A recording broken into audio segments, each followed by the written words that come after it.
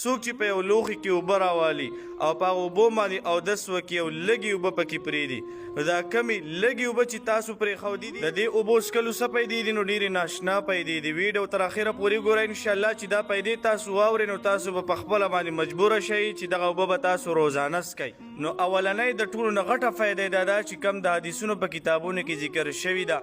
چې کمې اوبه د اودس نه پاتې شي نو دغه اوبه په ولاړه باندې څښل دا د نبی علیه الصلاة والسلام سنت دی، د نبی علیه الصلاة والسلام طریقه ده. لکه د حضرت علی کرم الله وجهه په باره کې راځي چې یو ځلې اودس وکړلو او د هغه نه د اوداسه څه اوبه پاتې شولې هغه یې وس کې په ولاړه باندې او ویې فرمیله صنع رسول الله صلی الله علیه وسلم کما صنعتو وایي څنګه چې ما دا اوبه وس کې دغه شان نبی علیه الصلاة والسلام هم په دې طریقه باندې اوبه څښلي دي. نو د ټولو نه اولنۍ فایده غټه دا ده چې دا د نبی علیه الصلاة والسلام سنت دي. د دې نه علاوه نورې پیدې ډاکټرانو لیکلي دي چې کومې مشهورې پیدې دي هغه دا دي. اوله فایده که چېرې څوک د ګردو بیمار دی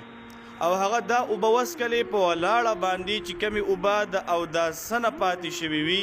نو دته به د دې بیمارۍ نه صحت نصیب کیږي. دویمه فایده که څوک د معدې بیمار وي یا د مثانې بیمار وي یا د زړه بیمار وي او ډېر علاجونه کړي وي شفا ورته حاصله شوې نه وي نو ډاکټرانو په دې خبره باندې تجربه کړې ده چې څوک د اوداسه نه پاتې شوي اوبه په ولاړه باندې څکي نو دته به الله تعالی شفا ورکوي د زړه او د معدې او د مثانې د بیمارۍ نه.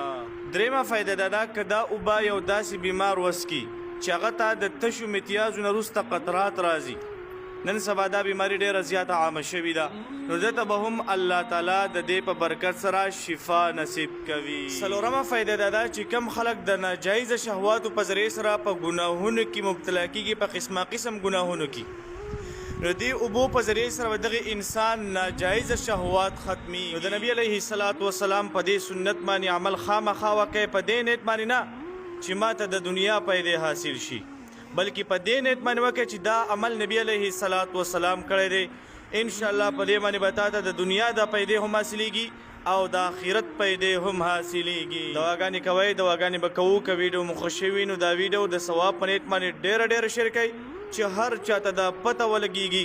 چې جناب محمد رسول الله صلی الله علیه وسلم په طریقو کې د دنیا پیدې هم دي